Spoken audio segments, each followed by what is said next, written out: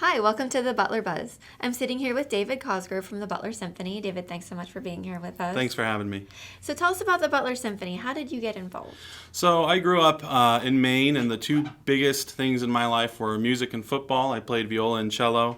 And by the time I was deciding what to do with my life and go to college or not, I knew I wanted to continue to pursue music to make sure that other people could have the same opportunities that I did. So I ended up going to Grove City College and pursuing my bachelor's in music business. And through one of my great professors there, I ended up getting connected with the Butler Symphony. Okay. And three of the main things that really drew me to the Butler Symphony were their focuses on continuing the classical music programming and making sure that those pieces are performed regularly for the public at an affordable price.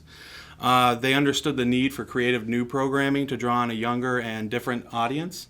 And then also a huge priority on diverse and dynamic educational outreach programs to make sure that those audiences are there in the future. So they're really covering like all the bases. Like Oh, they're getting the it's- traditionals as well as the modern. Oh yeah, we did last year. We had performances ranging. I'm trying to think. We did a silent film with live orchestra. We did Safety Last, so that was something very different for us. The orchestra was performing while the film was going on, so everything was to the minute, and it drew in a very different audience for us. Yeah, that does sound really And we cool. also did stuff, as classical as the Grieg Piano Concerto with a piano soloist. So it goes from both ends of the spectrum. So David, it costs a lot of money to kind of support the symphony and keep it all going. Why should we get involved with us? So there are really a few very key points to why people support the symphony and why we should continue to do it. First of all, it's very simple. We provide a professional symphony within a community framework, which means that we're performing high quality music at a very affordable cost for everyone within Butler County and beyond. Our donors and patrons that support us recognize the cultural value of the Butler Symphony, but beyond that, what they get to see is that money that they donate and pay for tickets that goes into the symphony, a vast majority of that goes back into the local economy. We pay a huge amount, over 100 musicians every year that perform with us, all from the Western Pennsylvania area and around. We also invest over $12,000 in our educational outreach initiatives to support music education programs within Butler County. And then beyond that, we work with a huge amount of local businesses, from graphic designers to printers, audio technicians, videographers, and beyond. It all comes right back into the community. Right. Well, that sounds great that you're also supporting people that are trying to make a living as a musician. Absolutely. But also, can you tell us a little more about how it supports the students that are trying to decide if they want to make music their career? Yeah, absolutely. So, primarily what we have is an incredible resource. We have a world-class conductor, and we have over 100 professional musicians that we work with every year, all under one umbrella, and we're able to bring those professionals to the students of Butler County through a vast program of educational outreach initiatives. So one of our favorites, we have the Educational Outreach Concert Series. Okay. We take a reduced orchestra of about 25 musicians with our conductor, Matthew Kramer, on the road to 6 or 7 different schools within the course of a week, and we perform upwards of 7 or 8 concerts at many different schools: Slippery Rock High School, middle school, Butler High School, middle school, all of these different schools. We do all these performances at no cost to the schools. We also have a young artist competition where we switch from high school to college every year, and those students come in, they perform and compete in front of judges. Okay. The winner then gets to perform with the Butler Symphony at our April concert, and they also win a cash prize. Oh, that's great. Yeah, That and is really cool. we have at least 3 or 4 other programs. We also have 2 new ones that I've been working on since I arrived here about 3 years ago. One of which is our Tickets for the Taking program. So our Pops concerts, holiday traditions, some of the John Williams stuff, those really sell well. Sure. That 1,200 seat auditorium usually just gets about full with those concerts. Definitely. Unfortunately, some of the classical concerts don't sell as well, which is a problem throughout the country. And one thing that we thought we could do was bring students into those concerts for free. So we give them tickets for these concerts that are traditionally underattended to not only promote attendance, but also allow students that might not be attending the symphony an opportunity So to they do can so. get some exposure to Absolutely. it. Yeah, definitely. That's a great idea. Speaking of the lineups, can you tell us a little bit about what you have going on for this upcoming Yeah, absolutely. season? So just next weekend, Saturday, February 1st at 7:30 p.m., we are going to be performing Beethoven at 250. So this is a celebration of the 250th anniversary of Ludwig van Beethoven. We'll be performing his iconic Fifth Symphony in C minor. And then we'll also be performing a piece called Don Quixote by Strauss, featuring, I want to make sure I get this right, soloist Roman Mikhailov on the cello. Oh, it's going to be beautiful. So, David, can you tell us about the concert you're having on April 11th? Yeah, we're going to be performing Mahler's Titan on April 11th. It's a Saturday at 7:30 p.m. This is one of the biggest pieces that we've ever performed as a symphony orchestra. It's a massive undertaking. It is Mahler's first symphony. We will also be premiering To Spring, an overture by local composer Dan Pertu of Westminster College. We'll also have our Young Artist Competition winner, Justin Oliver Chu, performing on piano. He's from the Fox Chapel area high school. He'll be playing Themes on a Rhapsody by Paganini, which is composed by Rachmaninoff. Are you going to be doing your Dance with Celebrities this year? Yeah, absolutely. That was a fundraiser that we had started last year. It was completely new territory for us, and it ended up being a huge success. We're currently in the planning stages, but it's going to be on May 2nd at the Crystal Room at the Days Inn in Butler. So far, we have gotten commitments from Phil Ball of the Butler Musical Theater Guild, Tyler Friel of Butler Radio, and also Jana Panther from Butler Health System. And what's going to happen is they're going to get paired with professional dancers from local studios in the area. They're going to work on a routine for about 2 months, and then at the event on May 2nd, they're going to be there and they're going to compete to win against a panel of judges. Absolutely. Okay. And, you know, tickets will be $75. And you'll also have chances for raffles. People will be able to vote for their favorite couple and even be able to hit the dance floor themselves. That sounds really fun. I know people will really be looking forward to it. Thanks so much for being on the show tonight. No problem. Thank you so much for having me. We'll be right back with our next guest. Armstrong Local Programming has always delivered an exclusive and unique perspective on the very best events your region offers. High school sports, community events, parades, all your favorite shows from Armstrong are now calling the Neighborhood Channel their home. Hi, I'm Kate. Join me for the Butler Buzz and other great local events and shows on the Armstrong Neighborhood Channel. Find out everything that the Neighborhood Channel has to offer at armstrongneighborhood.com. Spirit, town pride, local communities. Welcome to the neighborhood. Hi, and welcome back. I'm sitting here with Beth with Community Options. Beth, thanks so much for being here. Thank you. So tell us about Community Options. Who are you and what do you give to the community? Well, I am actually the training coordinator at Community Options. I've been working with them since 2017. Community Options is a nonprofit organization that started back in February of 1989, which is one of the reasons why Cupid's Chase is held in February every year. Community Options is a nonprofit organization. We provide employment and residential services for adults with disabilities. Beth, how do you help these individuals with disabilities in the community? Like I said, we provide employment and residential services. We provide them housing. We help take our individuals go out into the community, make them become active members of the society, the community. We help them with all of their life skills. Our individuals range in needs. Some of them are very high functioning, some of them are not.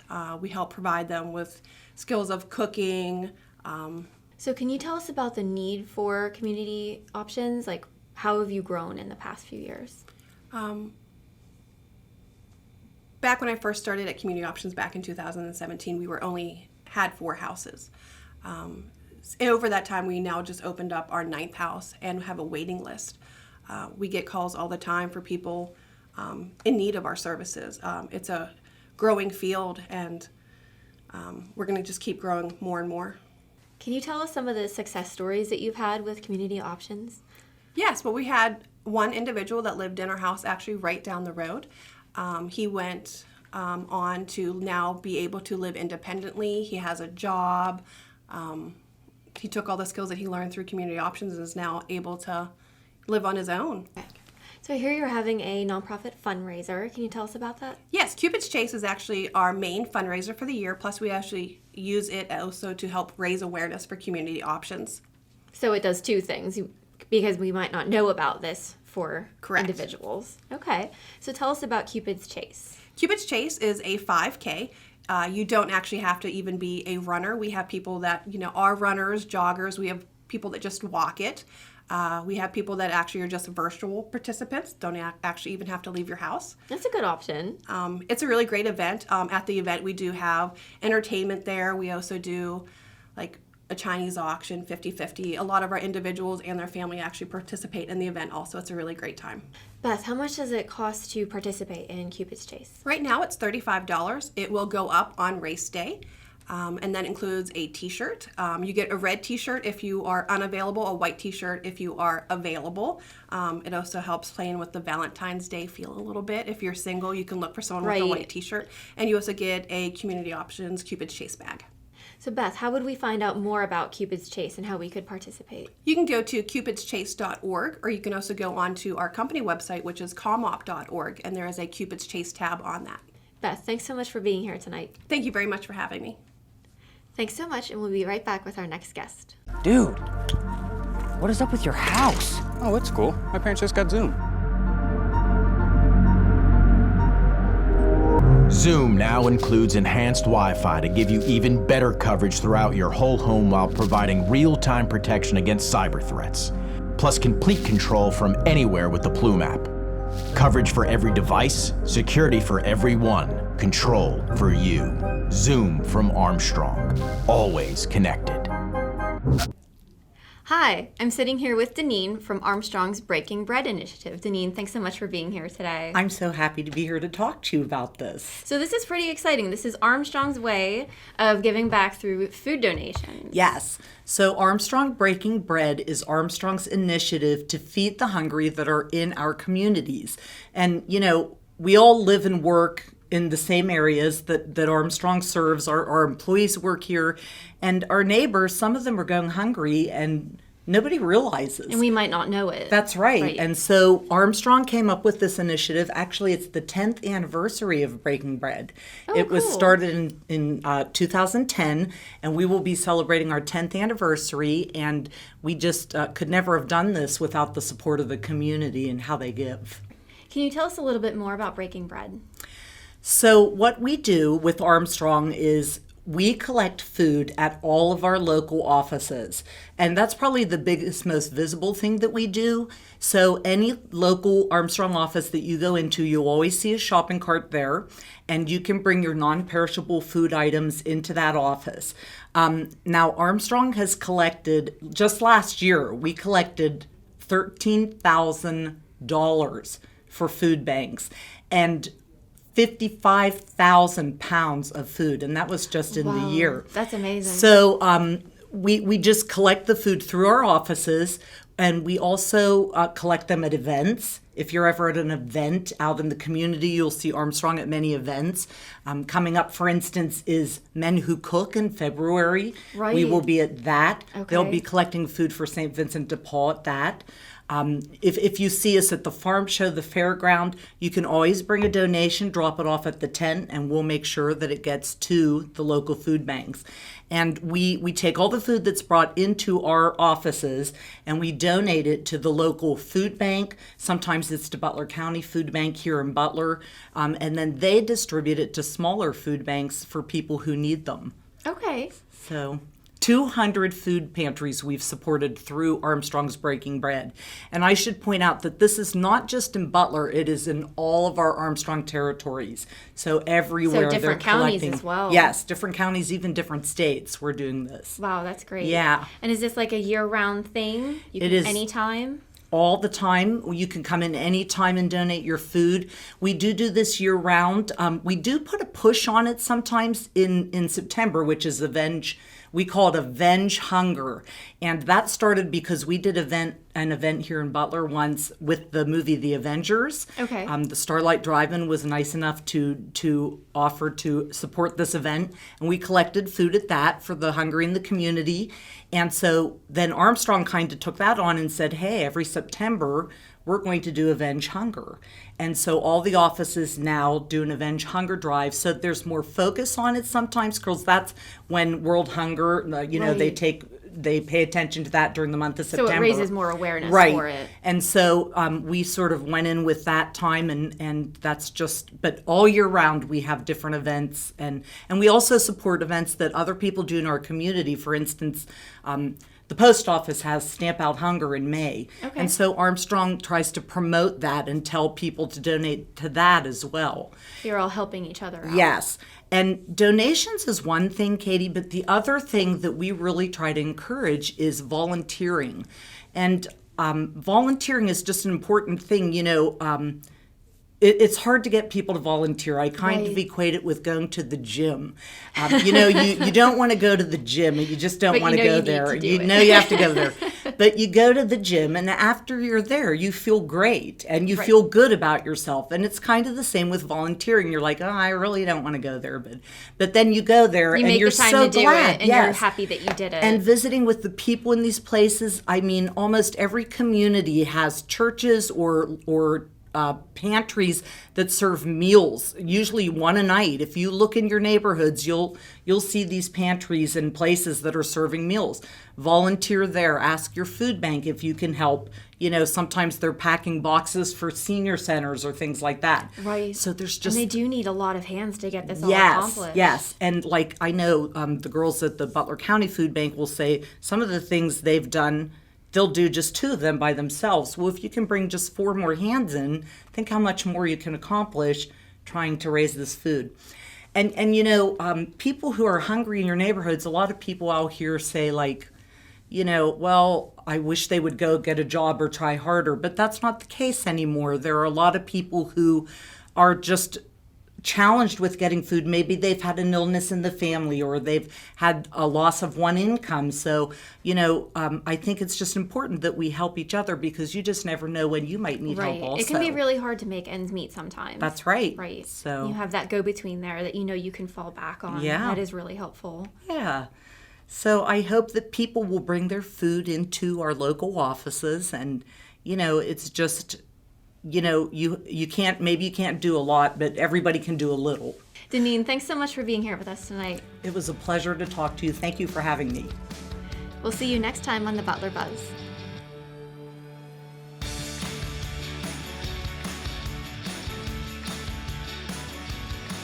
Hey there, Butler. If you want to see more from the Butler Buzz, click on the playlist button up here.